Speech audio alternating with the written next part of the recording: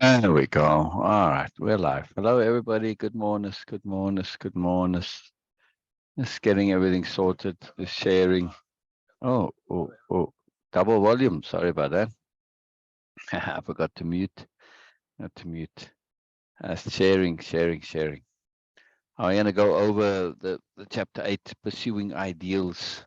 And the main chapter is going to be about camellias. But this start, like I was saying yesterday, it's like when a wave crashes, what happens after that? Then you have that retreat back into the ocean, right? And that's what this is. It's about the pacing and the rhythm, and a reset, right? And then it goes back and then it comes again. Yeah, that's how waves work anyway. And of course waves aren't always the same size. So, but the preparation for wave here. It's very cool. Very cool. Just sharing it real quick. And marking it as featured. And then we'll get going. Where's Bina? Bina was up and available. Where's Norma? And I hope James and everybody comes and joins us. Haven't seen Ramsey for a while. Janet will come maybe.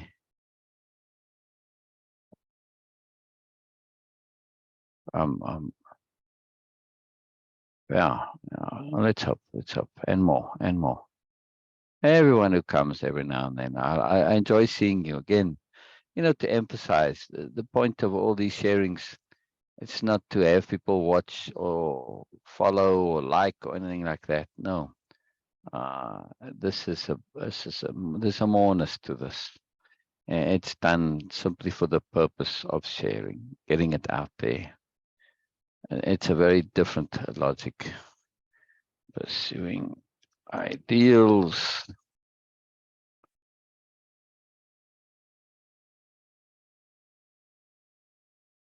Okay.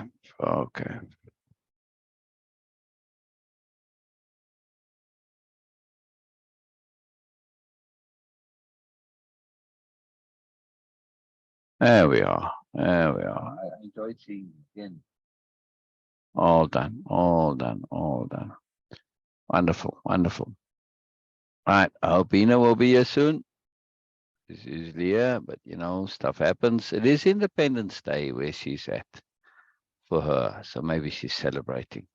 That's good. You know, happy Independence Day, Bina. For me, every day is Independence Day. Same way every day is Universe Day. Yeah. I celebrate Universe Day every day, but certainly every day is my Independence Day, and it is something that I do celebrate. You know, I do celebrate my independence from should, especially. Yes, very powerful thing. Very powerful thing. Should very powerful thing. All right, I do have a topic of the day. You know, normally there's something that's on my mind that I'm focusing on by way of an awareness, by way of something that I'm figuring out, I'm resolving, I'm understanding, etc. Yeah, things come, and they're always there if we pay attention. And I find it really, really useful to make that effort to pay attention and to think about the things, to perspective shift, to multiple perspectives, to think it through to the end, and so on. And sometimes it's just an observation of something that we've known before, but now are able to express and cognize and connect to and integrate and of course apply, right? It's just awareness. A very magical thing, and this is a topic that I'm keen to discuss, but I'm also keen to discuss it when Bina's here. Yeah. So I'll wait a little bit, and when Bina comes, we'll chat about it, right? Yeah. So I remembered, and I asked her to remind me, and I'll remember when she comes. Wonderful. All right. On that note, let me go to slides, and I'll screen share. And we'll read again. We'll read again. All right, now how do I get this to work?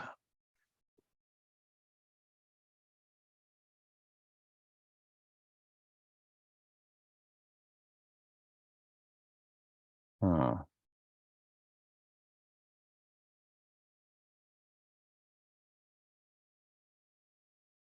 I don't know. All right. I'm trying to get the AI to record and give a transcript, which is quite handy, and a summary. But the one I had now wants me to start paying, and all right, it's not that handy. And there is a free one, but it doesn't. It's a bit peculiar in how it works, which is rather odd. We'll figure it out. You see, there it gives me the thing to say, record and highlight, and then when I click on it,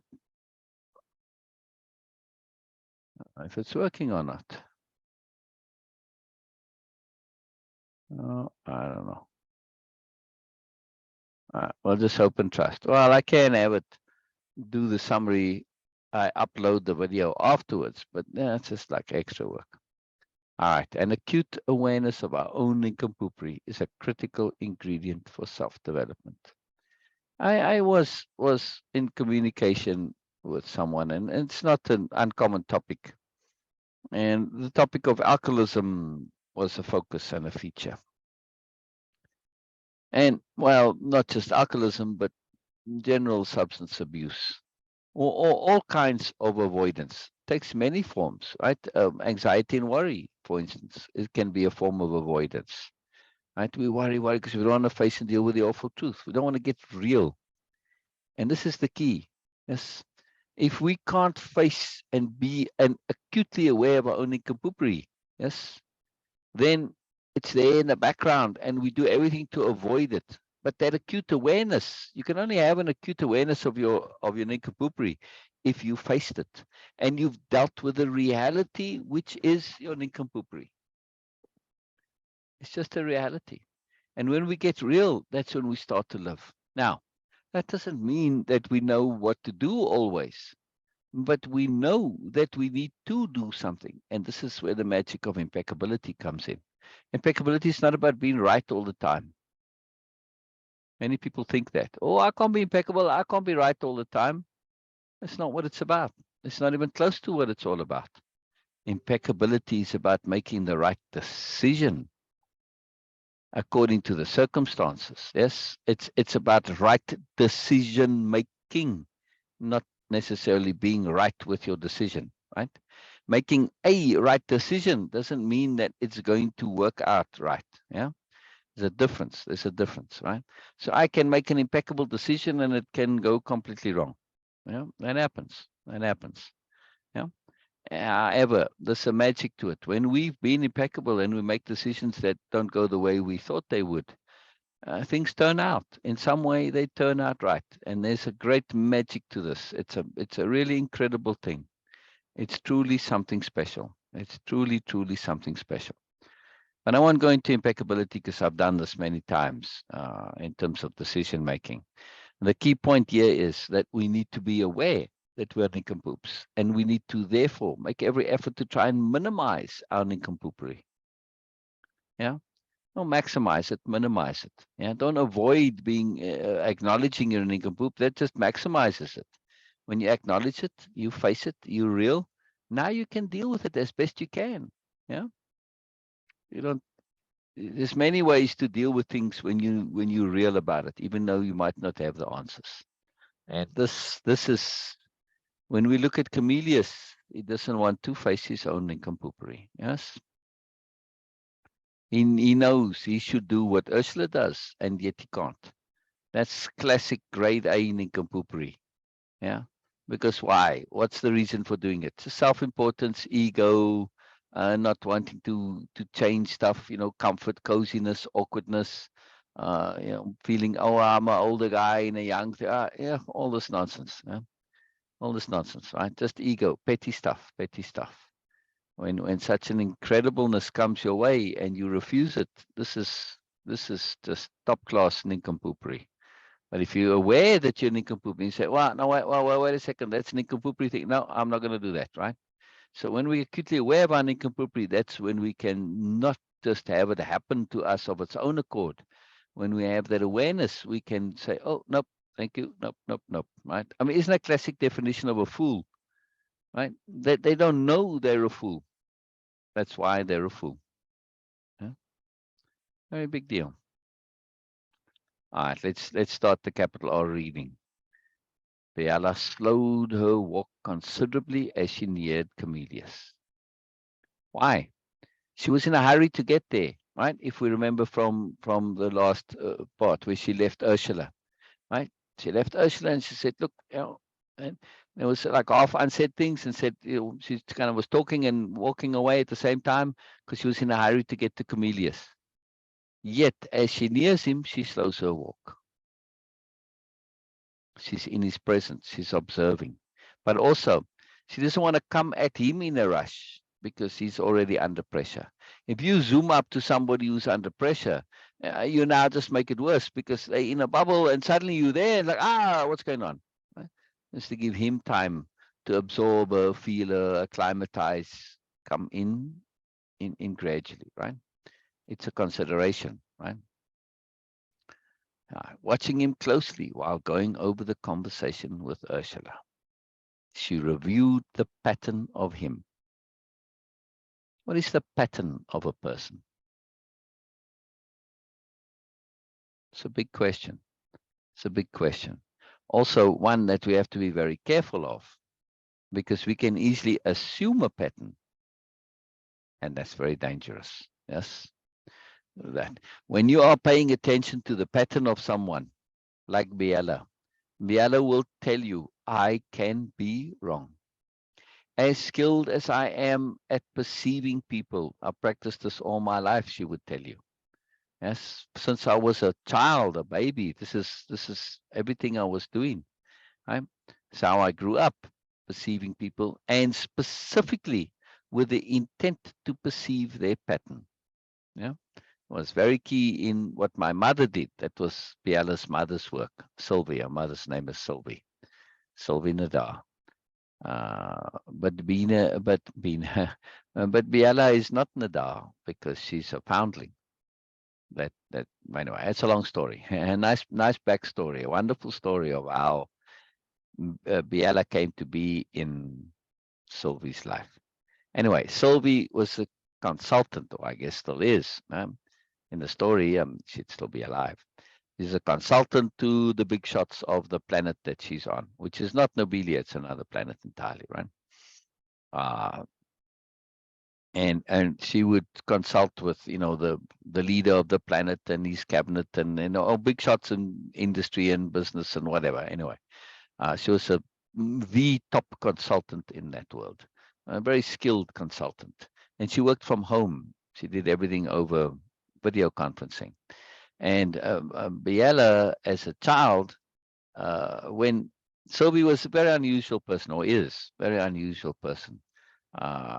She's not quite on the same path as the new nobles, but when it comes to strategy and people understanding, she's in a class of her own. And also, she never wanted to be a parent, but she woke up in the middle of the night to this knocking in a dream. She heard the knocking, on her front door. And it was so real that she got up and she went to open the front door. And when she did, there was this baby on her step. No one in sight. Now, she has security cameras and everything, no recording, and it's nothing there, right? Very mysterious. A mystery that would really press on Sylvie all her life. Yeah. And Biella also, because Sylvie told her the story. Anyway, as Biella's a baby and starting just before she's even 2, Sylvie tells her, she says, look, first of all, the normal, the usual, the typical, this is not an ideal way to grow up and live, right? We need to understand that It is in not adopting the usual where we find value. And one of the things that most people don't do is they don't really learn to observe and listen and pay attention. Say, that's where the learning is. This is where the magic is. This is where the joy is. Now, this is a young child, right? Yeah, baby young. And in that age, we understand. We don't remember that we understand, at least not for the most part. But there are people who do remember, have memories from being a baby. Yes, they do. It doesn't always stick, but they do, especially when it was a powerful memory. We have the ability to be aware, and then we just forget that. Anyway, this really grabs hold of Biella, and she proceeds to absolutely apply what Sylvie tells her, and she only starts speaking when she's 8, and it was accidental. Right. So when Sylvie's doing Zooms or the equivalent of Zoom, right, the video conferencing with these big shots, consulting with them and talking to them, she's right there, Biella, just off camera. Like, I mean, she could be sitting right here where my arm is and you wouldn't see her, right? The baby could be right there. So she gets to observe the people on the screen and Sylvie, right? So she's acutely, and this is Sylvie's job, right? So it's a big part of Biella's life, of course, because she's right there observing all this. And Sylvie, in between the conferences, or when the person says, "Excuse me a minute, what are they going to go and do something?" She would talk to Biella about what she's doing. She never treated Biella as a baby. This was just because Sylvie was one of those who remembered being a child. And saying this thing of baby talk, and it's just all nonsense, right? And it doesn't matter if you don't understand it right now, you're going to understand it later. Yes. And I had this experience. I said something about color, and my father was a big brainiac and a bit of a nerd, but he's also a doctor, and it's just general smarty pants. He said, well, he's very enamored with himself. That's why I'm saying this, right? Very enamored with his intellect. Uh, he said that, oh, black is not a color; it's the absence of color, and white is all the colors together. Right? And at the time, I didn't understand what he was saying. It made no sense to me. But I remember when it did, it clicked. Now I know what that meant. It took a number of years, but there was a point where I said, now I remember what he said, what it meant, what it was saying, and it all fell into place, right? So those explanations aren't lost. They just wait their time. Yeah? And especially if you aren't in the habit of just assuming you know what it means. If you don't know, you don't know. You got to be honest. This is very key. And of course, Sylvie teaches Biella this, right? And says, don't worry if you don't understand now, it will come later. Just absorb, and it will fall into place. And Biella does this. And she observes and watches. In other words, she develops acute people perception skills. When any child that's immersed in something that's their thing, whether it's playing the drums or sport or whatever, it doesn't matter. When you're in that age and this is your entire focus, you become real expert real quick, right? You develop a real deep sense of it because the brain is so open to it. Yes.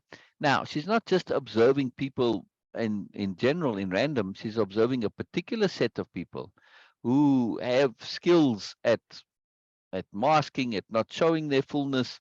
But Sylvie, in her skill as a consultant, is able to see past all those barriers and go deeper and say, yeah, you're avoiding this because of this or whatever, right? So her consulting is not only in political strategy, business strategy, because she's a strategic consultant. That's what she calls herself. But also in personality, character, behavior. Yes, Bina. Yes, Bina. Hello, Bina. Hello, Bina. Hello. Yeah. Yeah. Uh, yeah. All right. I'm listening, Bina. Hello. Brilliant. Brilliant. Hello. I'm glad you came. Hello. I'm glad you, yeah. Yes, I'm so sorry for being late. I Oh, just lost no track of problem. time. I was keen to be here on time. Somehow it forgot. So sorry for that. Please I can't continue what you were sharing. type. It's interesting. I was trying to type and I can't. It opens up some other windows, so I have to reboot the computer. But all right, so I can't type. Yeah, Norma's here. Norma, if you can hear me, in order to see the comments, click on the video. Right, tap on the video, then it puts the video on one side. Yeah, the center of the video, and then it brings up the comments, right? So comment there, please, Bina, because I can't. So yeah, it's really weird. All right. Anyhow, I was talking about Bina's, Biella's people skills because of the sentence here, right? She reviewed the pattern of him. And I was giving the backstory of Biella as a baby. I think you've heard the story, right? Where she doesn't speak. She's just there with Sylvie, observing Sylvie's clients, and understanding and learning about people. So Biella has exceptional people perception skills, right?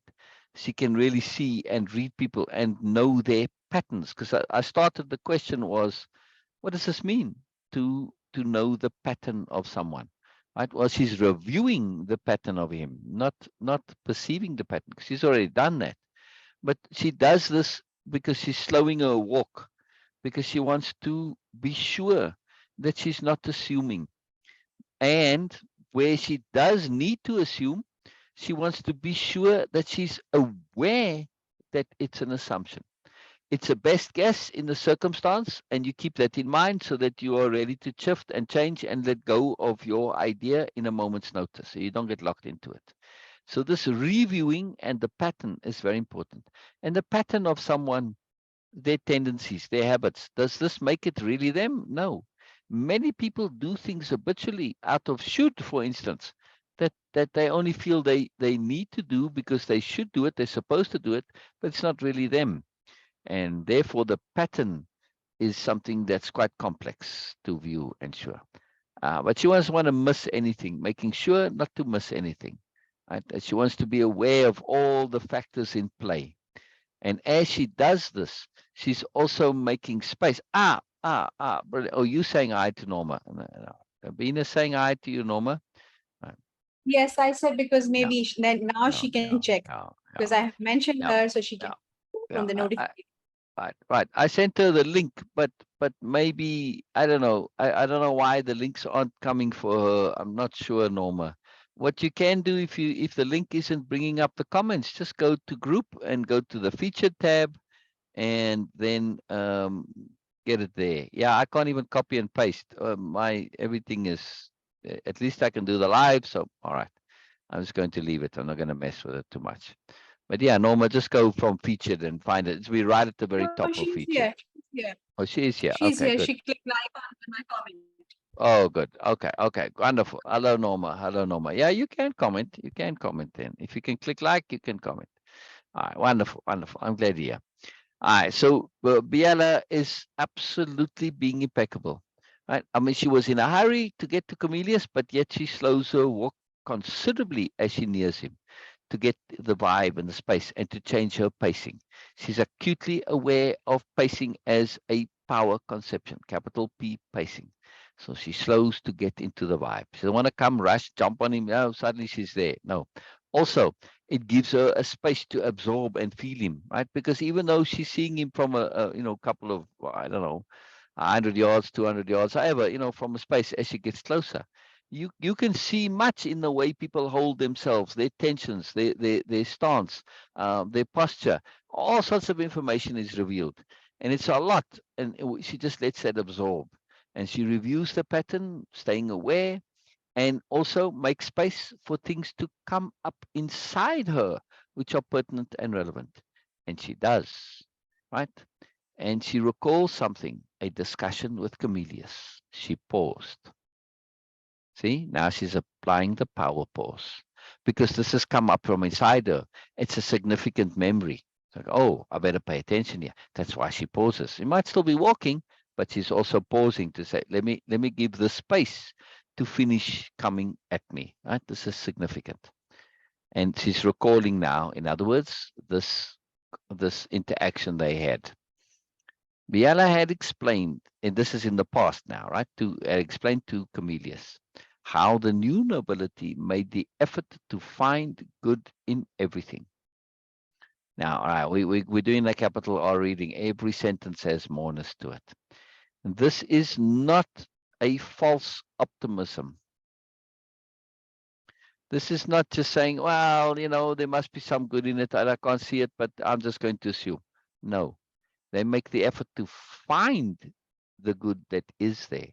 Now, this goes a little deeper as well, because in this effort over the life of the new nobility as a collective, they came to understand that they don't have to find it. At least they don't have to artificially create it. They can find it because it is there. And that good is a matter of perspective shifting until you see it.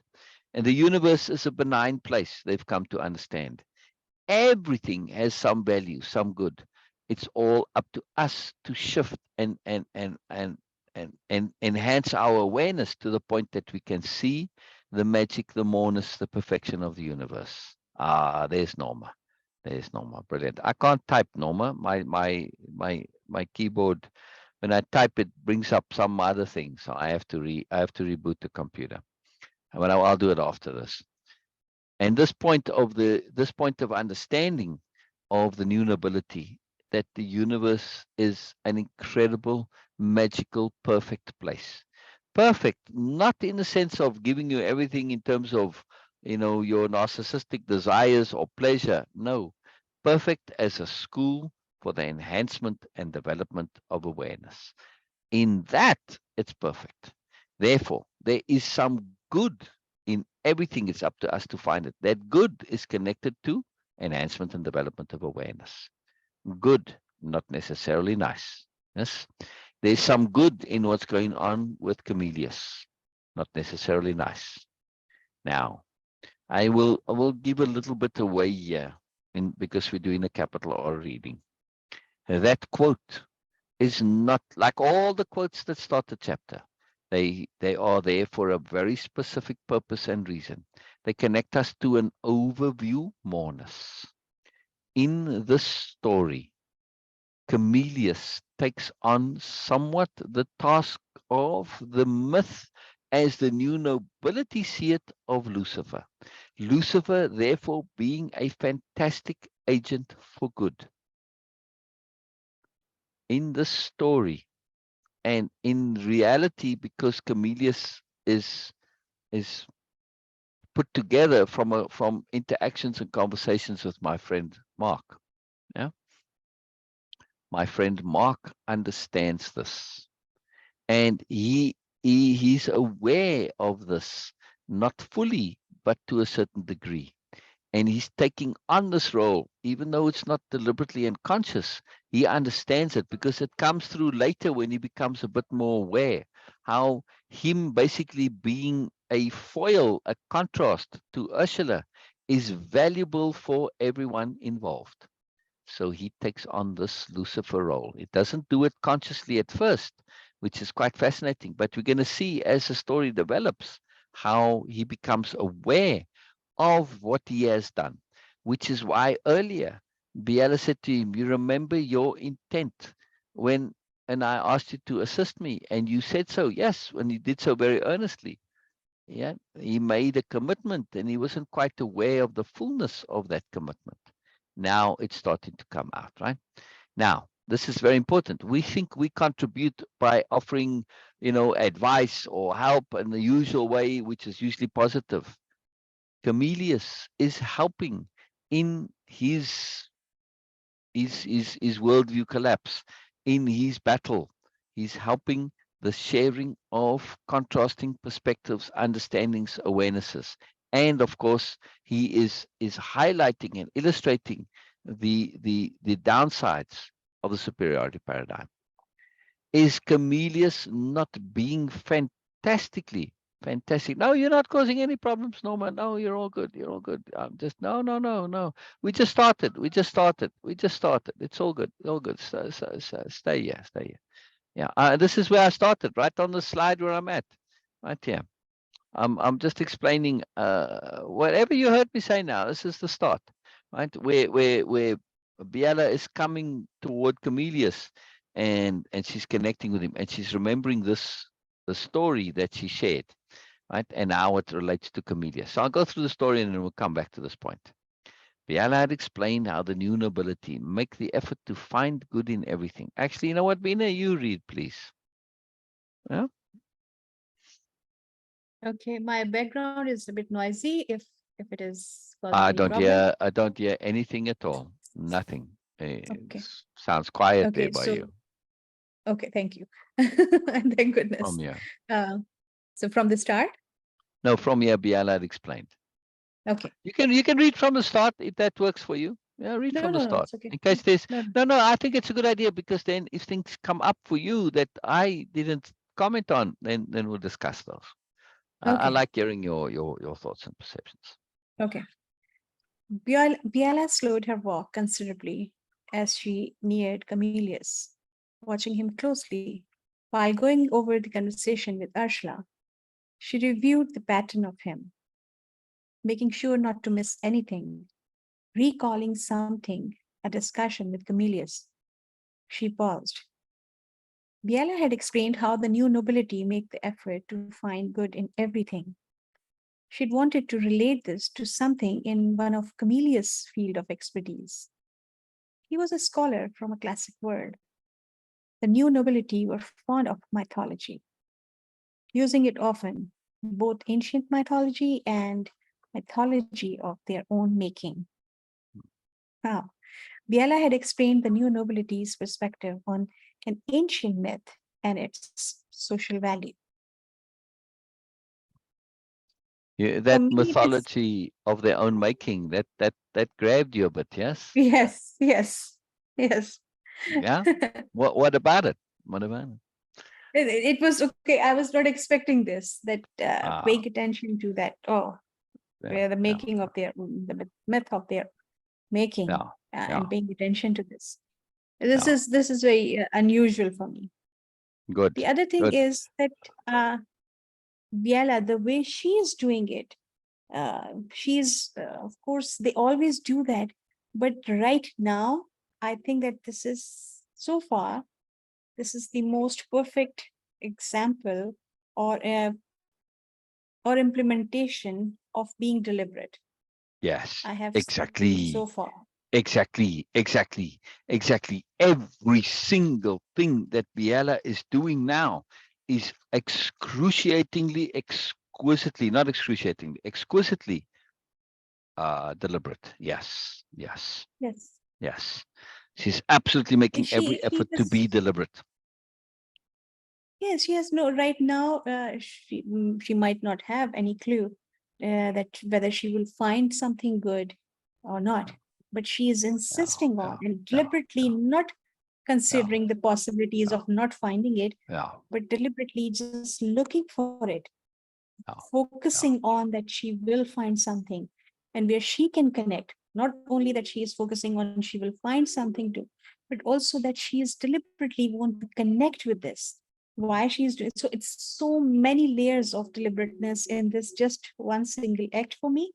And I think that if ever I want to explain someone what being deliberate means in Way of Impeccability and Moreness yeah, project, I will share this yeah. just this Wonderful. slide.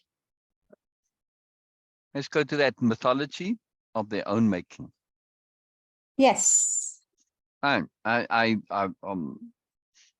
When we were doing the art course, or art as a path to inner learning, mythology Yes, in high came up in school. there, and Yes. well, they didn't touch on the myth of Sisyphus. I brought it up, and I wrote a little bit, and I changed the myth somewhat. Right now, Mm-hmm. let's ask. Let's ask generally. When we think of myths, where do they come from? What's the common Hmm. perception? If we ask an average person, where do myths come from? I don't know, just stories from way back when. But where did those stories start? Yes. Yeah, where their Never stories? think So, of I it. mean, were these stories of somebody observing these things that they're talking about?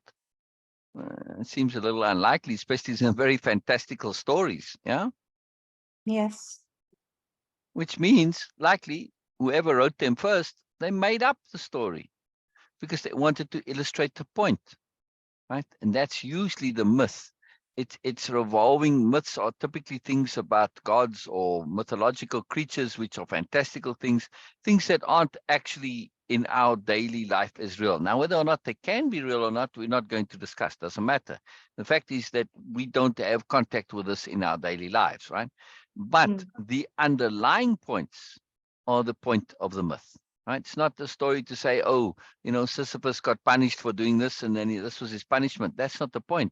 The point is about, cease the struggle at being a horrible thing, etc., etc. There's always some point to these stories. Sometimes the points are a little bit hard to grasp, but nonetheless, right? They reveal the like in Sisyphus's case, they reveal the horror of the superiority paradigm and how it can lead to just gross, idiotic punishments. Yeah.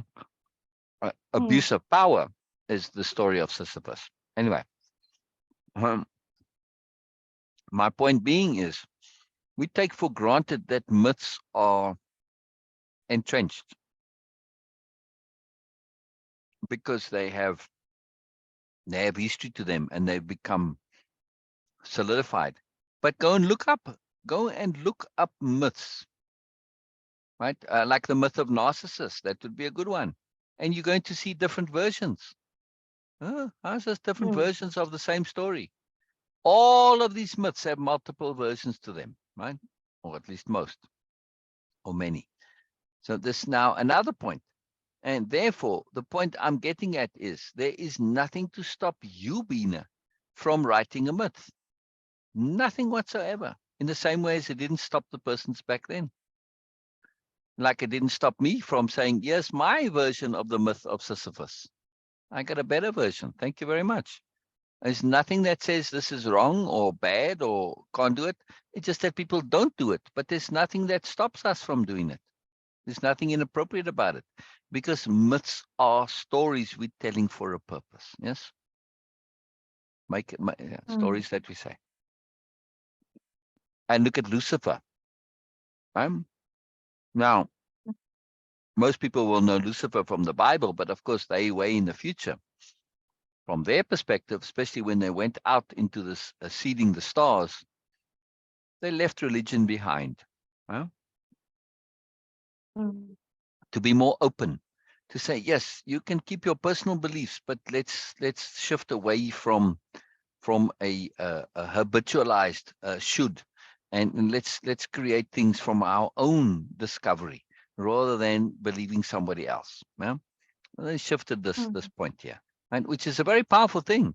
You may come to the same truth, but you're going to discover it for yourself rather than simply believing and trusting that this is so because somebody said it is so.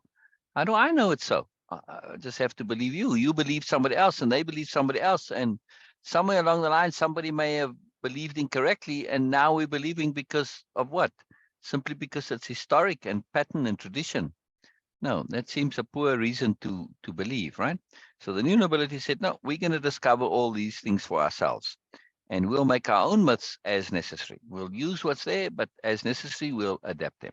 So, like the myth of Lucifer, it's just one that came up, which like, this doesn't make much sense to me, right? Somebody said, in this case, Mm. the young man, it doesn't make much sense at all.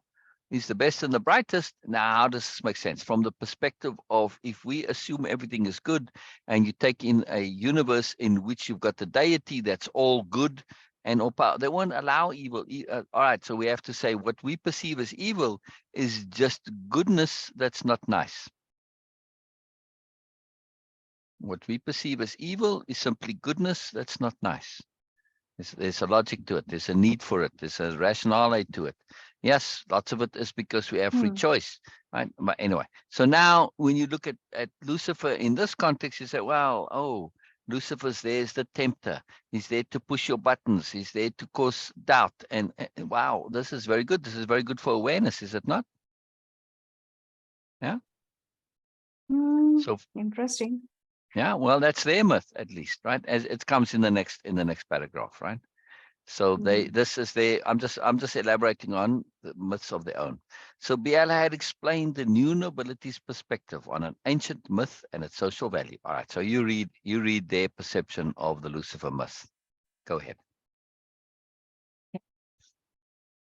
And more so when we realize the value of the devil. He's there to make us think for ourselves. Then the myth of Lucifer makes more sense. He was the best and the brightest. To the new nobility, there was no fall. Lucifer undertook the most difficult task of all. This is despicable. What is the pronunciation for it? Despicable. Despicable. Okay, thank you. Hmm, Despicable task. A hmm. despicable. Okay, I'm just repeating it for myself. This Oh, is how I. wonderful. That's why we're here. That's why I'm we're just here. sharing for other people if in case that if someone is No, listening. So I'm just no. repeating it for myself. A despicable task, one which Hmm. requires the utmost integrity and commitment. For it is odious. The task is the task Odious. Yeah. of sowing doubt and contradiction. The new nobility see the doubt and contradiction as essential. If we are ever going to rise above the traps of simply believing what we are told. Oh, this is so profound, and it makes a lot of Exactly. sense. It Exactly. makes a lot of sense to me because according to uh, some stories, uh, Mm. and I have heard from elders around me, and they says that after the judgment day, Lucifer is going to address humanity, Wow. and then he will actually present his case, and he says that did I ever Wow. did I ever said anything that okay, did I ever promise you anything? No, I Right. was just giving you the different perspective. Exactly. And it Wow. was you Wow. who Wow. Wait a was doing second. Wait this. a second. Yes. Are you Yes. saying that what you just sharing now is Yes. part of Muslim mythology, to Yes. put it that way? Wow. I Yes. didn't know that. Yes. See, so Muslim mythology, what do you call it? There's a word for it. I think it starts with a H. Uh, Rich? like the No. The well, maybe devil? not an H. No, no, no, no. For the writings No, and no, no, no. learnings and You are awareness you. that's Oh, outside I of know. Okay. No, that's you not are part you of are the think, tradition. no, you are assuming it's hadith. Hadith, yes, yeah. Yeah, This is no. not part of Hadiths are Hadith. just no, no. Ah, Hadiths are saying is specifically just the saying of Prophet Muhammad. oh, I see. Yes, That's the reverse then. Okay. yes, So what is yes. this called? What does this fall under? It is this okay. Let me confirm that what actually it falls under because I need to Ah, go okay. and check All right, never mind. for Another the time. context. Another time. All But right, this all right. is something we have because when they say that you are responsible for your own life, and people say, "Oh, but the devil was actually just conspiring and giving me all sort of things," and they say, "No, this is not going to be his fault." Ever and actually in fact after the judgment day he will address humanity and he will say that did I ever promise you anything, and of Wonderful. course no one can say Wonderful. that did he ever promise anything. No, No, never.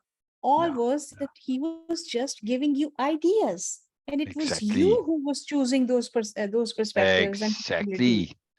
So Exactly. he's not He responsible, he'll be exactly. free Right, and right. he will But say. exactly. And what a magnificent job he does to make you aware of all your choices. All of them, Exactly. good and Yes. bad, foolish and silly, destructive and Yes. all of Yes. them. And in this awareness of choice.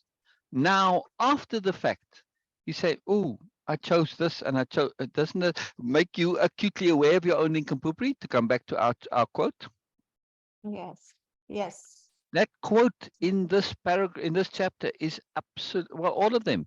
But you see now the potency of that quote, right? So that's what Yes. Lucifer's job was. to make you acutely aware of your own nincompoopry, right? If you fell for the temptation and you'd made that stupid choice, well, now you know. Oh, you know, it's not a fun thing to be aware of, but it's a helpful thing to be aware of. Yes, And that you don't and go do it again. this is super interesting for me because first time when I came to know about this thing that he is going to address humanity, and he will say, "Did I ever promise you anything? Did I ever say something like this and that?" And it is a very detailed thing. Um, and I was super irritated with this because my idea was, yes, literally, because for me, the idea was that when I will go and I will say, okay, yes, if God will say or Allah will say that, okay, you have, Bina, you have these things, and you are not actually being appropriate, you are not being impeccable. And I will just put everything on devil and shaitan, and I will say, okay, yes, this is what he was going to be.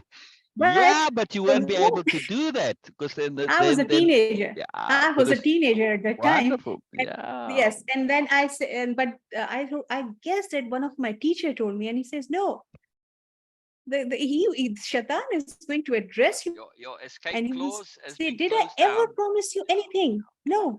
So why you were listening? Uh, You had all those, of course, abilities to make appropriate choices. Who am I? I'm not responsible for anything, and he will not be responsible for anything. uh, And that, like, seriously, we are in trouble because of him. And he'll be all clean and nice at the yeah, and end. all your excuses that you wanted to pile onto him, they're all gone Exactly. now. Oh, sorry. Yeah, I yeah. was actually planning for this. But okay, yes.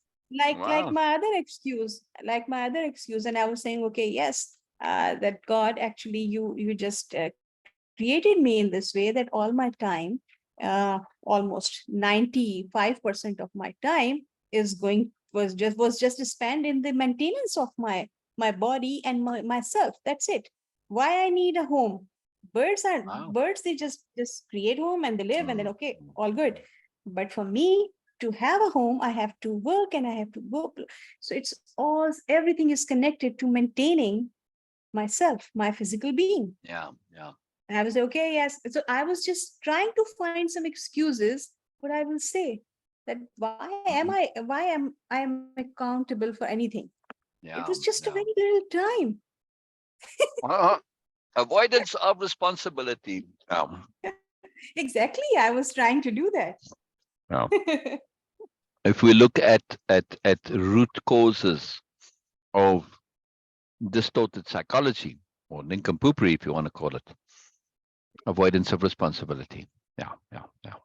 Yes. Amazing, amazing how it comes down to it. Amazing, amazing, amazing, amazing, amazing, amazing.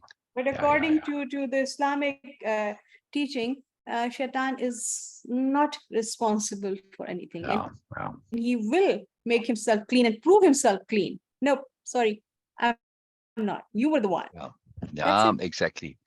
But and so the new nobility understand this, and they think Lucifer's the most noble soul there is, pretty much, or one of them. Just Yes, like a yes, super noble soul. Anyway, you read yes, on, read on. Yeah. yes. Okay. Um, but I think that we have already to read. Oh no. Okay.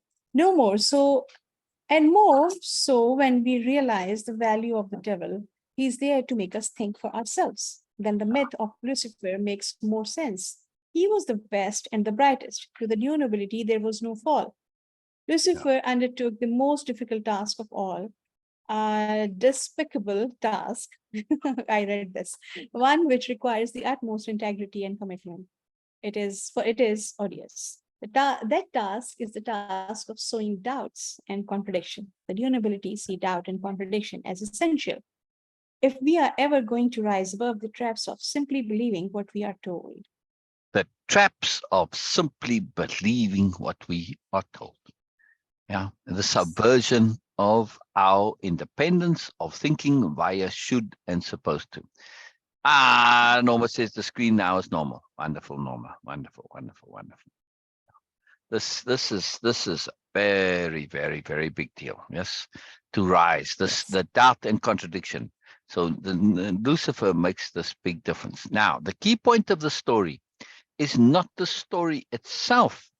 It's coming up in Biella, in her deliberateness. She made space for things to come up in her because she understands how things work. And she made that space and it came up. Therefore, the story itself has inherent value, yes, but there's a moreness to it. It's the fact that the story impacted Camellias, right?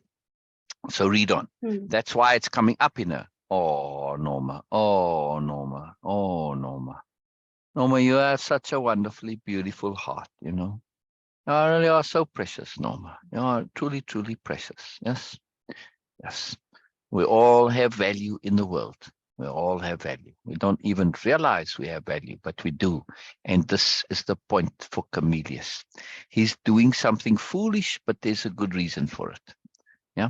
Now, Yes. at least, yes, it still is foolish, but the good reason for that foolishness is what Camellias is going to use to absolve himself. We're going to see. This is a very layered, very nuanced part. At least the story in general is that. But when it comes to the understanding of Camellias and the sharing of it, there's power here. Biella's perception is exquisitely sophisticated when it comes to Camellias and understanding him. Yes. And also the way the story unfolds, you're going to see us a lot. So this whole little myth coming up, incredibly powerful. But keep reading, please be. Okay. That's probably the root of all evil, or one that causes a lot of it. Unless we learn to think for ourselves and develop the capacities to say no whole world, what it means. No No, whole whole world. world, you're all You wrong are in this. all wrong on this. Wow, wow, oh wow. Okay. I need to work on this habit of just pausing right there instead of continuing to finish the Yes, sentence. yes. Well, I when you need to get, work on yeah, this. it's useful. It's Yes. useful to do the pause in general, but when you get stuck, then you have to finish. Yes, Yeah, yes, yeah, yes. yeah. Okay, I'm going to read it again. Yeah, That's please. probably the root of all evil, or one that causes a lot of it, unless we learn to think for ourselves and develop the capacities to say, no, whole world, you are all wrong on this. You will never get rid of the influence of evil Yeah, people because yeah, it's so yeah, easy to manipulate yeah, from a yeah. position of authority. It's all Exactly. too easy to be an Yeah, unquestioning wrong. yeah, yeah, yeah. Well, Is let's this? let's take a good example of this. Yeah, Yeah. one that's very pervasive, and it's there for a Mhm. reason. It's a massive manipulation, of course. And this is the whole Yes. world basically tells you that life is hard, life is difficult, life is suffering, and that's just all it is, right? Life is a struggle. No, Mhm. whole world, you're all wrong in this. Sorry, I don't care that I'm the only one who says this, but I have thought it through, thought it out, perspective shifted on the multiple perspectives. I've thought it through to the very end. I've made a lot of effort to think about this. And sorry, no, no. I can elaborate why I say you're wrong in this, but I have the independence of being to be able to stand behind my understanding and my assessment. It's not arrogance. I've made every impeccable effort to look at this belief and say, is it actually so? No, it's not, right? And therefore I can say, no, whole world, you're all wrong in this. But it's to have that capacity, because I remember as a child, I had such thoughts, but I never had the capacity until later. I had to develop that capacity to say, no, whole world, you're wrong in this. I assumed, because what I believed was at odds with what the world believed, that I took it for granted that I must be wrong. It never sat well with me and I could never let it go. So over time, I kept coming back on these things. Nope, nope, nope, nope. And eventually I had to say, nope, sorry, whole world, you're just wrong. I couldn't let it go. I couldn't let it go. Yeah. But it did take a while. Now I know other people who have said no, and I see it daily on a regular basis where people doubt themselves because it's at odds with the world. There's lots of things that are just wrong in the world on a general basis. Yeah. And also the world does not work the way we think it does. Yeah. When we realize this and put them together, than we can say. But this is about this, unless we learn to think for ourselves and develop the capacity to say, no, whole world, you're all wrong in this. We will never get beyond the influence of evil people because it's so easy to manipulate from positions of authority. In other words, we'll never acquire independence of being. We will stay nincompoops all our lives, right? And this is to illustrate why Lucifer is an agent of good.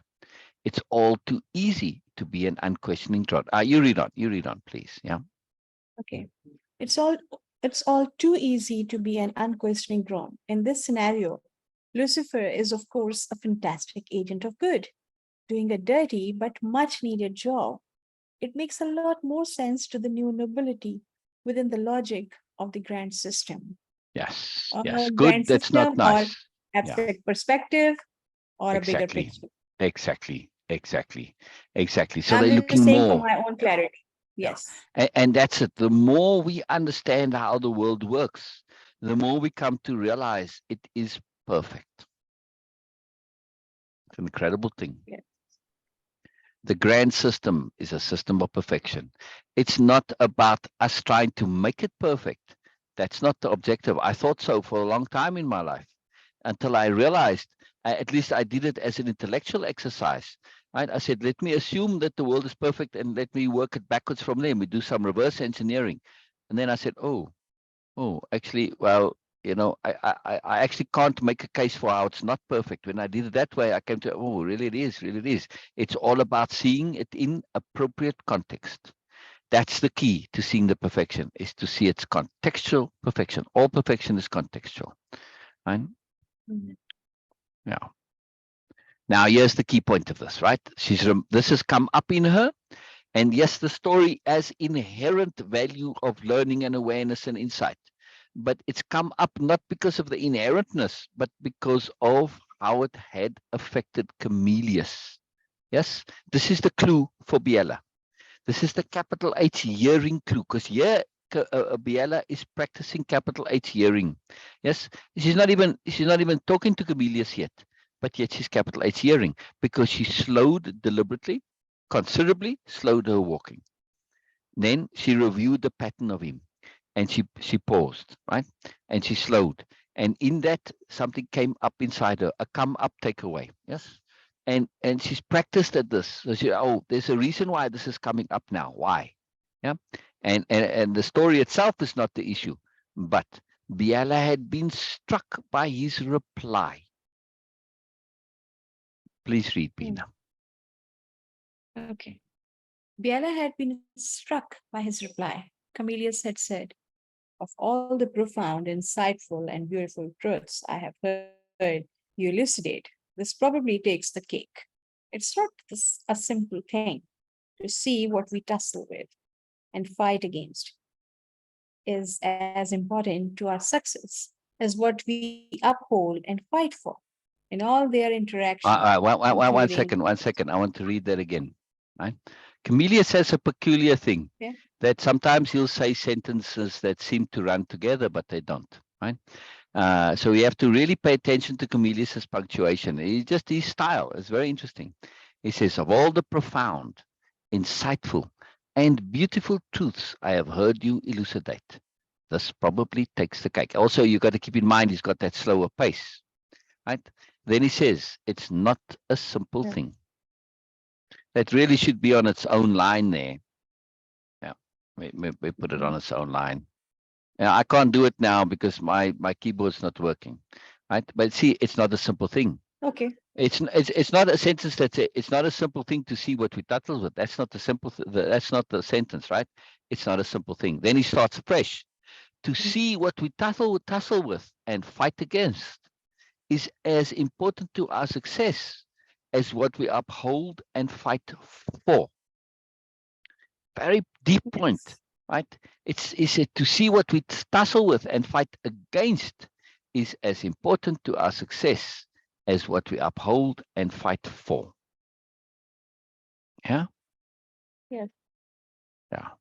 Keep going, please. Yeah, very, very powerful point from Camillus, right?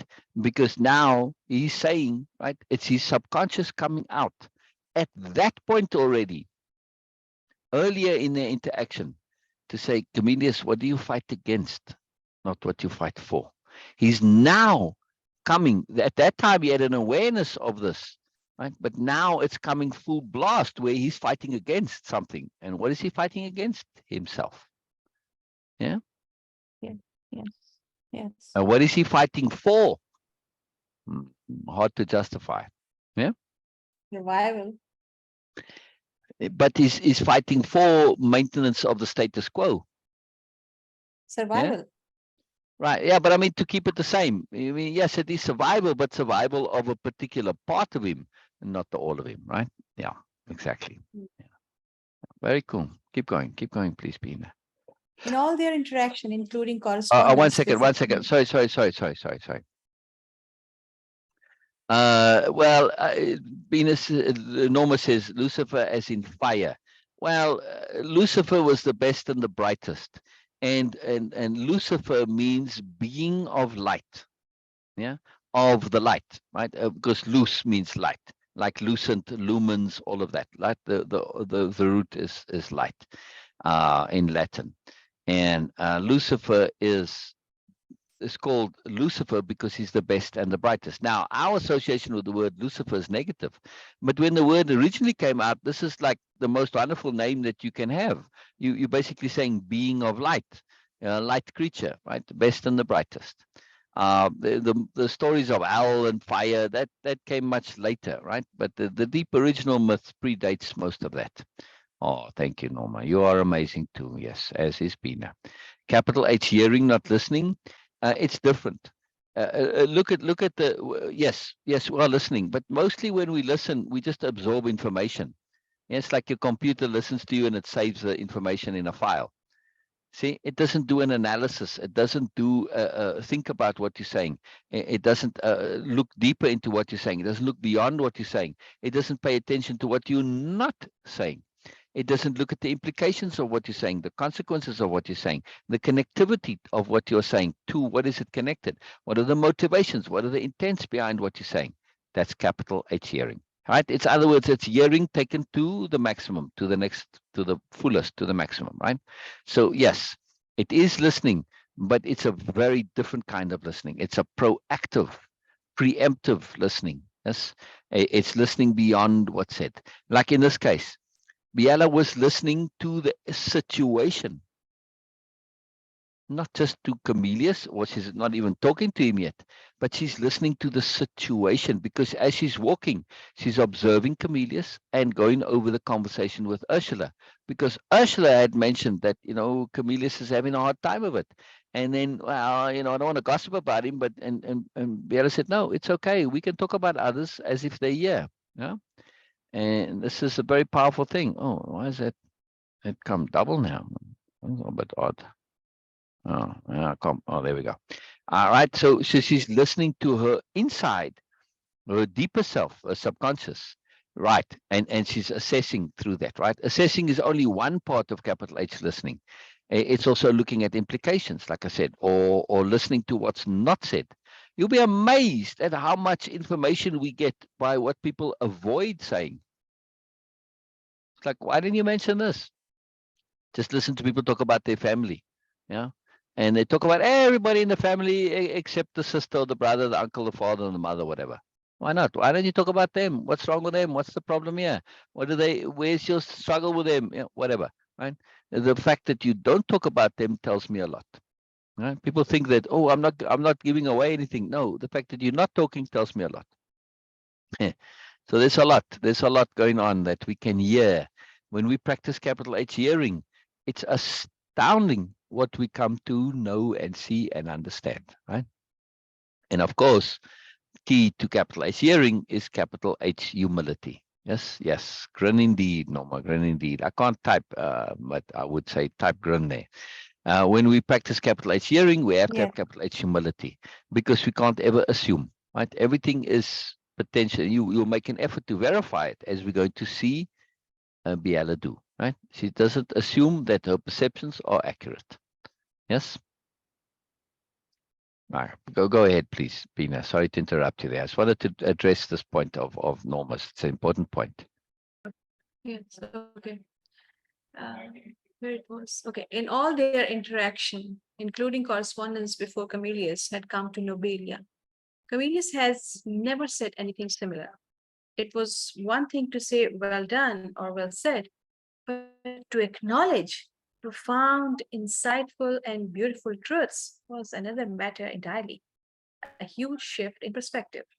Yeah, yeah. That story of Lucifer, which Biella shared, as a new nobility perspective, understanding, awareness, it really grabbed Camillus, and it grabbed him disproportionately. And when that happens, capital H hearing, we say, oh, I've shared many things which to me are profound and insightful and beautiful. And yeah, you just said, cool, or well done, or whatever. I said, but you never reacted with this degree. So the difference pattern again, the difference tells me something. Yeah. And of course, you always follow up, you always check, you thorough, you don't assume. But nonetheless, it was revealing, as we are going to see why. Boy, do we get to understand Camillus. It's coming. It's wonderful. It's wonderful, the sophistication of this. My personal observation that it is very easy for people to give something in charity, in sharing some Exactly. physical object, money, and other resources. It's easy for them. But when it comes to acknowledge, when it comes to really acknowledging something, it becomes super difficult for them Exactly. to Exactly. acknowledge because Exactly.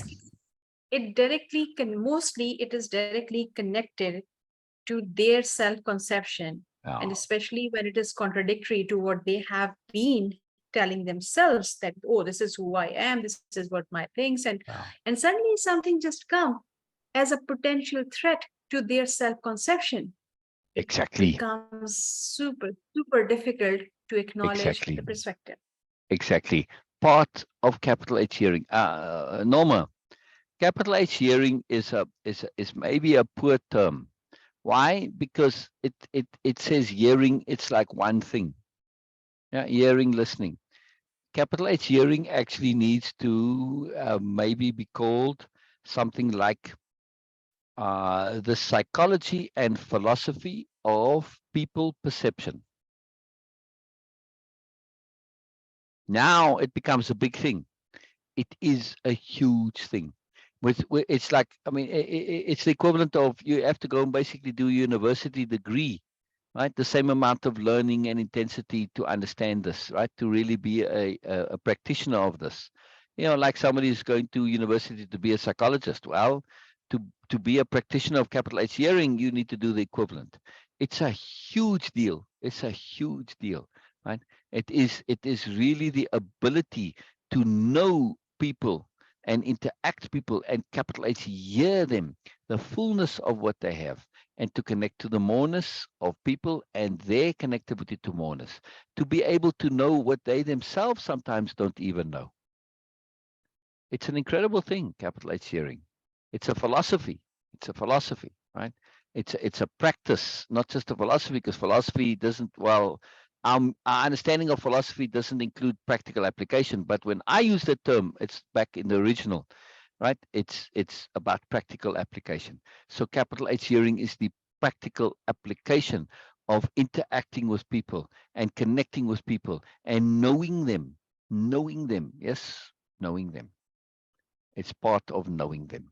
It's one of the ways we know them. And of course, there's many things that she's going to look at, a whole bunch of things, including our own subconscious, right? Our own moreness, like in this case with the story coming up. Right. Anyway, so there's a little minor point here, just a little aside, right? Anyway, please keep reading. I'm really enjoying your reading, Bina. It's a joy. It really is a joy to listen to. It's wonderful. The new Very nobility delightful. sought to avoid praise and admiration. They made for complicated relationships, which inevitably included distortion. But significant from Camelia's perspective, a shift for him, making Biella hopeful. She was after Ooh, look that at that. purity And of interaction. oh, sorry, making Mhm. Biella hopeful. Wow. Hopeful about what? You said it earlier, acknowledgement. The fact that he had acknowledged, which was difficult for him. He'd never done it before in this one instance only. Look at Mhm. the difference with Ursula. Ursula was all acknowledgement. There was never a time when Ursula did not acknowledge Biella for what she is. That was why she didn't say stuff in the beginning. She didn't want to sound like a fool. Her not saying things because she doesn't want to sound like a fool relative to Biella. And if she said the usual things, she said, well, it would have seemed childish and petty. And, it may have resulted in Biella dumbing down her things to make more sense to me, right? Because I would have been like this Mm. child relative to her. In other words, she's acknowledging Biella, acknowledging. Whereas Camillus does not have this. He does acknowledge Biella, but not in the appropriate way that Ursula does, to say, hey, I'm out of my depth here. Camillus is exceedingly sophisticated and insightful. So is Ursula. But Ursula nonetheless realizes, man, compared to Biella, and not that we want to compare, but I'm out of my depth, I'm out of my field. And Camillus doesn't make that acknowledgement, right? But in this one instance where he did do so, there's hope that he will see the moreness. No, it's not an ego thing for Biella. It's simply a matter of truth. She can't avoid saying, look, I've spent every single minute of my life on this particular path of immersion. Anybody who does this to the degree that I've done it is going to have the same. It doesn't make me better or worse. It just is what it is. That's it. It's just something that I happen to have learned. Yeah. But Hmm. yes, it's about acknowledgement. It's just about truth. It's not about comparison. It's not about hierarchy. It's just about truth. So that's why she's hopeful, right? Because he's struggling a little bit. He does say it, but saying that, wow, you this and that. He's made comments about this already, but saying it and Hmm. acting on it, two different things. Yes. Yes. Yeah. Oh, it's a completely different thing. Exactly. Exactly. This is sometimes Exactly. it was surprising in the beginning for me when I understand this thing. Of course, it is also including me. I'm not saying that okay, it is just about other people. It is including me also. Exactly. That saying and doing something is completely different. Yeah. Yeah. But Yeah. the Especially with moment I actually acknowledgement. realized, yes, and when the Yeah. moment I Yeah. realized, then it seems like why we assume this there is a should there and there is a Yeah. lack of thoroughness that we assume that if Exactly. someone is saying and then of course or then it is going to be the doing same as easy as comfortable as they are saying, including myself. I'm not excluding myself into this. It's just about like yes, we are like this, we are like this, unless we actually learn how to be Yeah. thorough and how to be at least try to be Right. impeccable. Right. Now again, Otherwise, look. Oh, go ahead. Sorry. Go ahead. yes. No, I was just saying. Otherwise, we all are like just doing and saying a completely different thing. We assume they are Exactly. almost connected and similar, Yeah, but but they're they are not. not. Right. And Norma, look here at acknowledgement, the normal acknowledgement, or like a little a acknowledgement and capital A acknowledgement. There's a difference between Ursula and Camillus. Camillus acknowledged, he said it in the previous story. He said to Biella, wow, I forget the exact words, but he's acknowledged that, she's sharp, she's aware, etc. Or the new nobility. But if you were to put him on a lie detector and say, wow, is Biella like exceedingly sophisticated? Have you ever met anybody as sophisticated as this? No. Is she much more sophisticated than you would have imagined anybody to be, including herself? Yes. Right. And he would say all of that. Right. That's little a acknowledgement. Capital A acknowledgement is what Ursula does. She would say exactly the same things, but then, and then the question might be, and well, if somebody's way more sophisticated than me and really on a whole other level, how do I not want to learn from them? See? So Camillus's acknowledgement is a bit hollow because yeah, you're saying, okay, Biella's more sophisticated and she's like, practicing all, and yet you don't want to learn from it because you think these are really high values. and yet you don't wish to put yourself in a position to learn from it, just to be on the outsides and observe. See, no action. So it's not a true acknowledgement, because deep inside him, some part of himself doesn't want to say that he is a student like Ursula, a child, compared to Biella. And he says to Ursula, when she says, I feel like a child, he says, oh, good dear, well done. This is ideal. I wish I could do the same. It's fascinating how he's aware and yet doesn't act. It's incredible.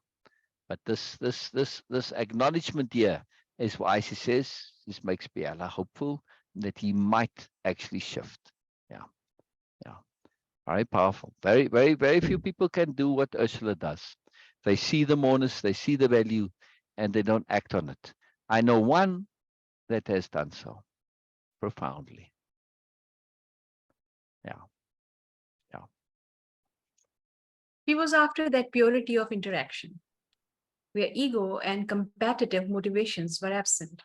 Above all, she wanted to break free from the illusion of equality, a complete myth, a necessary myth for society in general, but one to be dispensed with entirely. If one was to get that plateau of honesty the new nobility sought, on that marvelous plateau, no matter or no better or worse existed, no higher or lower, and no equality either. Simply the obvious truth of difference. Super, super, super, super, super amazing. I just Yeah, love this yeah, because since my childhood till now, I never read or never read anything which says, oh, nothing is good or bad, okay, nothing is high or low, but no one ever say that no equality either. I never read exactly. anywhere. Exactly. Exactly. It's like a taboo. It's like a taboo. You can't say this. And yet it's a duh. There's no such thing as equality. I'm not, nobody is the same as me. We're all different. Yeah. Yes. I may have Super. equal rights, yes, but that's not true either. I mean, when you permit a criminal activity, then you forgo your rights. Yeah. You can't just Yes. throw me in jail for no reason. That's a right. But if you commit a crime, then you can get thrown in jail. See? So once you do certain things, you change your equality. It's just it's a very, very dicey thing. Like I said, it's necessary from a legal perspective that we don't end up discriminating because of artificial criteria. Now, there's a very big point of nuance here. When we hear the word discrimination, it's got a negative context to it. Yes. But the Hmm. art, the skill of discrimination is a very positive quality. To be able to discriminate is an exceedingly positive quality.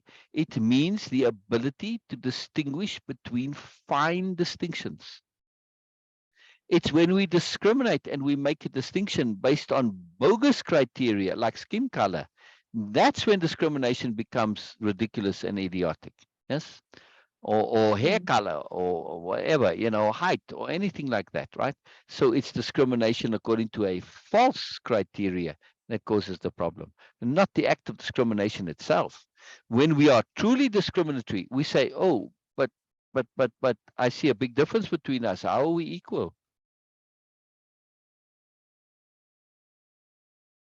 We're This not. is where this appropriateness actually really Exactly. comes in, and then you really understand Exactly. that what appropriateness is, Exactly. because Exactly. nothing, as you were mentioning the Exactly. example of Lucifer, that Yeah. how that character fits in Yeah. the Yeah. philosophy of appropriateness. Now it Yeah. makes sense. And same with this, Yeah. the equality. We have Yeah. a very Yeah. strong idea about the Yeah. Yeah. nobleness Yeah. or the nobility of equality. Yeah. Oh, Yeah. this is Yeah. Yeah. the idea, this is Yeah. the Yeah. way of Yeah. doing things. And Yeah. when someone is coming and saying that, okay, no, it's not, it's this is, again, it's an irony because we, most of us,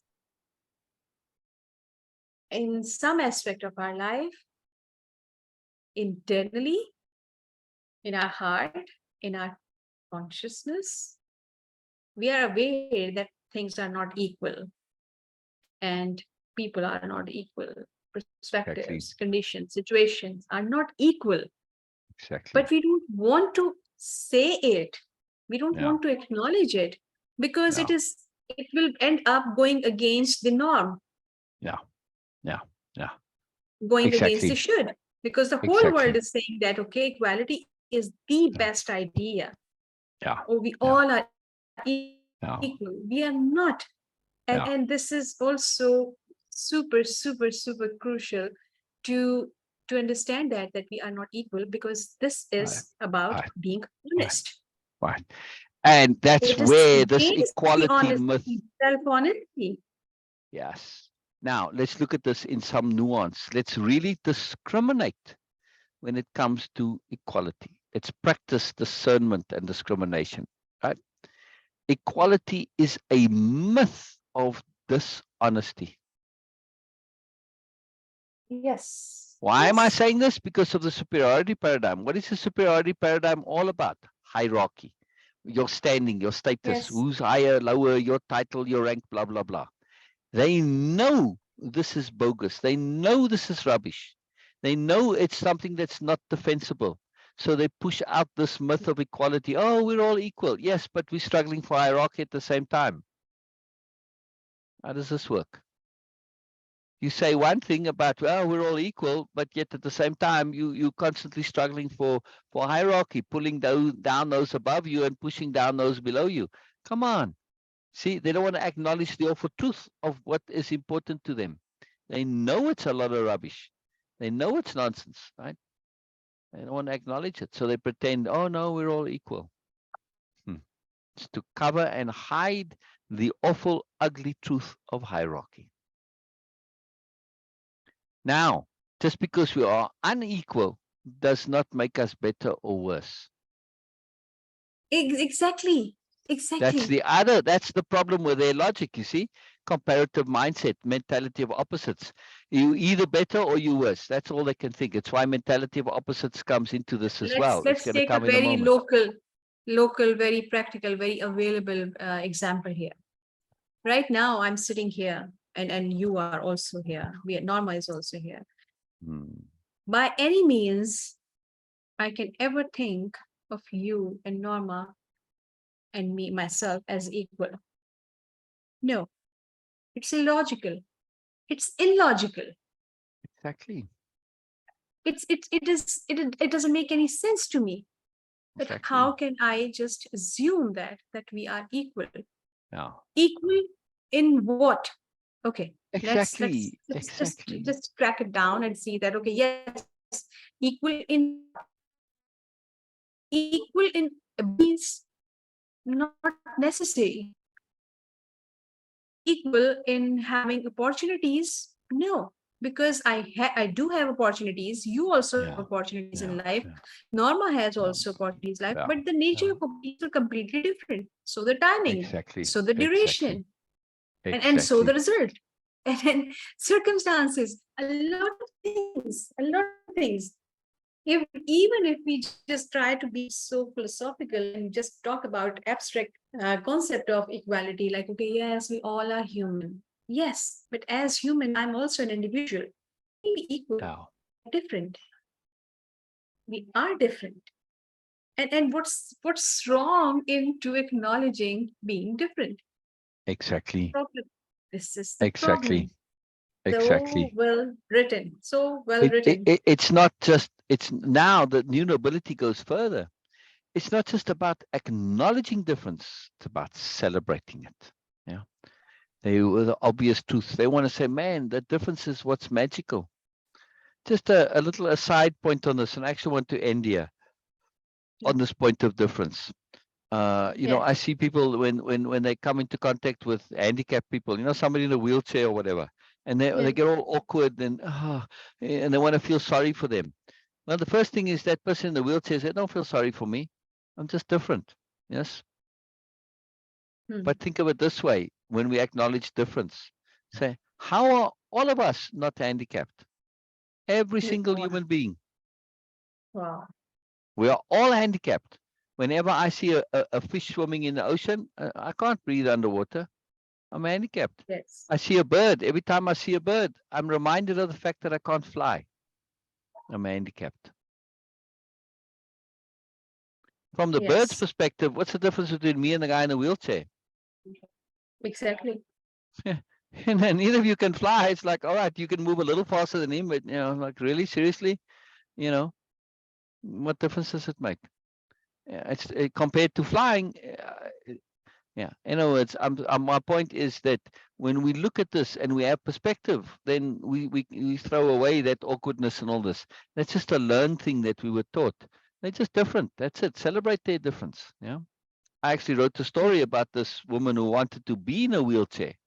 Right? She's perfectly healthy, but Yes. she actually wanted to be in the wheelchair. Yeah, a story legitimately containing, what was it? And or the. Anyway, it's got an unusual title, but it's a Yes. cool story about this woman who actually sought and strove to be in a wheelchair. So there's advantages to everything. We have to be careful of what we assume. In other words, yeah, don't go around feeling sorry for people in wheelchairs. And just treat them as different. That's it, and they will respect you for it. Right? They will say, Yes. "Man, when you respect difference, it becomes a whole different thing. When you take difference and put it into hierarchy, you're not respecting difference. You are now you are disrespecting difference. But when you respect difference, you begin to enjoy it and appreciate it. Yes, and you see all sorts of marvelous things that come from difference. Yeah, and you see the value, the moreness through that assumption. Assume there's more. Assume there's more. The world doesn't work the way we think it does.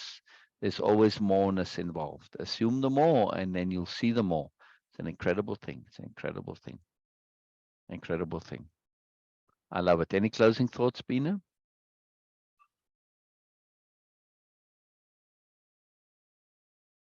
Yes. So you can say it again. I said, any closing thoughts?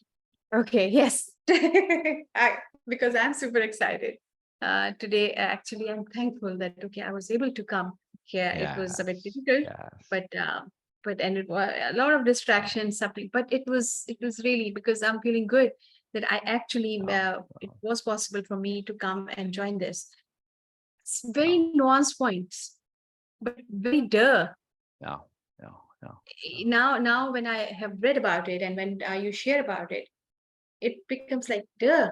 Why we were not thinking like this? No, That is something no. a big huge shift, and that's why I say that okay, transformation is not just we have a very cliche, very typical idea of transformation that yeah, it's a lot of chaos, a lot of things will happen, and then whole world will shatter and all these things. Transformation happens in every single moment, in every friction time. Transformation happened. This time it was through this. When you said that, we are just writing it, saying it out loud that we are not high, Yes. low, good, bad, not Yes. equal to. And now it is duh for me. Now it is Exactly. duh. It's a huge. It is Well, like, okay, well, just well, in one well. moment, you cross that threshold, and then now this is your reality, which was not before. It was not existing the way now it is. And now for me, I'm thinking like duh, what else? This is the true transformation. When you think like for the new perspective, for the new self-conception, for the new reality of it, as like duh, this is who you are. At least right now, this is what I'm feeling. That I'm feeling so comfortable, so connected, so at home with this idea of that we are not equal. Like Yeah, this is who I am. yeah, This is what I truly yeah. believe. This is what I truly Exactly. actually Exactly. be. And Exactly. and now it is like duh. It's a great And then freedom to realize we are not equal. and we are not. Now it is okay because I do have a lot of interest in politics and of course religion also, which are very controversial topics. But I just take religions as philosophy. Someone was trying There you to go. give a There you go. lifestyle and a philosophy and you can of course discuss Yeah, things. For yeah, me, it's yeah. open. I can discuss about any religion and things. I have listened to many people, and for me, it doesn't make any problem, create any problem for me. I'm not a conventionally or conventional or what is the other word for that? Mm, Typical. conservative, Ah, conservative type of person mm, in the most controversial topics and in the most controversial people also. I have met some. Uh, they are completely out of my understanding. They were completely out of my awareness also. My mm, family background, my whole families and my lifestyle, my social circle is completely, absolutely different to those people with whom I met, mm, and they mm, discussed, and I was listening because that is the thing very important for me. Once you acquire, or at least you get into the process of acquiring the peace of being, then nothing actually threat you. exactly. Threatens you. Yes, yes, yes, Nothing can threaten you. yes, yes, Yes, people do share, and it is their thing, and I can be friend with them. No problem with me, for me at all, yes, because I yes, know that okay, whatever I have chosen for myself, it's a deliberate choice, and I am at peace with who I am right now. Then what's the point to get scared of or fear of? Nothing. I don't have any exactly, fear of getting influenced by anyone. No, exactly. unless I really choose to. Yeah, And this is what yeah. peace of being is for me. And Yes, I yes, really did this celebrating difference again, going there, listening, hearing them, all capitals, with with the receptivity that it does make sense to them. yes, yes, It does yes, make sense to them. yes. And everything becomes so comfortable for you. Everything will Yeah, be like, yeah, okay, yeah, yes, yes. Who says that you are going to just be like them and you will choose and you have to choose? No. If someone yeah, is doing yeah. something and they are sharing and they're just being, you can just say that, okay, yes, okay, I'm receptive. It does make sense to you, and this is what you are doing, and we can discuss things. We can try to have a way out. Okay, if they are in problem, no problem for me. I never feel scared of these type of things ever, though I never actually uh, uh, think of those things before. Mm, And then the moment they come and they start sharing, I said, okay, yes, no problem. This is who they are. Because one of my friend uh, who says that what you are not doing, what is weird is actually what you are not doing. Everything can be weird for you. interesting. Yeah, Yes, this yeah, is what Ali says to me. yeah, He says, interesting. things can be weird. Whatever is weird for you, this is exactly just what you are not doing. It's weird. So just try to understand that it is just what you are not doing. But for other people, it's not weird. Yeah, So try to yeah, think like them. And then this is something came. I was not able to uh, understand much uh, at that time, and I yeah, understand later. yeah, So yeah, that yeah. was the whole thing. That anyway. Okay. Yeah, we are getting late. And thank you so much, sir. One more Thank you so point. much, Hang on, Karma, hang on, for hang on, hang sharing on, this. hang on, We will hang talk on, tomorrow. Bina. Yes. Hang on, hang on, hang on. I want to add one more point that as you were talking, that's come up as a big point here. Why is it that you felt such a freedom with this understanding that equality is a myth, right? And the naming of it, and the pointing out of it, because it's all about implications. Think about it. If we're all equal, right? And I'm a good person, and I say, well, I'm a bit behind. I put the pressure on myself in my goodness to basically be like others, be like the usual, be like the normal. And of course, when we have too much humility, we always see ourselves as less than everybody else. So now I'm always under pressure to try and catch up, right? To try and be like others. In other words, as a Yes. as a societal manipulation, this myth Yes. of equality is basically saying conform, be the same, be equal. Exactly. Exactly. So the myth of Exactly. equality is, might as well say, conform, be the same, don't be different. Yeah. Yes. So Yes. by making it equality, it makes it sound all grand and wonderful. Oh, we're all equal. Well, that helps my ego because I realize I'm Yes. an nincompoop and a knucklehead, and now I can say, well, I'm special because I'm equal to everybody else. Doesn't matter whether you're the president or the king, I'm equal to you. Yeah, it's a lot of nonsense, you know. It's Yes. absolute rubbish. But it makes me Yes. feel good. But the downside of it is, at least the subtle part that we don't see, is it also now essentially forces me to conform, because if Exactly. I'm too different, then I'm not equal anymore. See? Yes, this is what we are going to discuss in detail tomorrow, because this is what you said, Exactly. that it Exactly. is going to be Exactly. the whole theme of Exactly. it, because Exactly. these Exactly. slides are going to be repeated, and because I want to know more, Yeah. I want Yeah. to learn Yeah. more from Yeah. these. Yeah. So yes, Yeah. And it falls under the Dr. topic. What was the topic I asked you to remind me of for today? I said a I big forgot, point, sorry. one of those coexisting contradictions. Ah, yes, sorry, I'm forgetting. I'm That's missing. all right. Sorry. I remembered strategic foolishness. Yes. Oh, yes. Yeah, we So are going to see sophisticated foolishness. unstrategic foolishness. No, sophisticated. Sorry, sophisticated. Yes, sophisticated Yes, foolishness. sophisticated foolishness. So this falls under that, right? So it's Yes. part of it. Yes, and we are going to Yes. see that in its moreness. Yes. Okay, sir. Okay. Absolutely wonderful. Absolutely wonderful. All right, do me a favor and click end meeting for all, please, Pina, and then of course If I'll I see you right can, away. I will do this. No, I I cannot made do you. this. Oh, I made you co-host. You must be able to. No. No, when I said leave meeting, it is only leave meeting.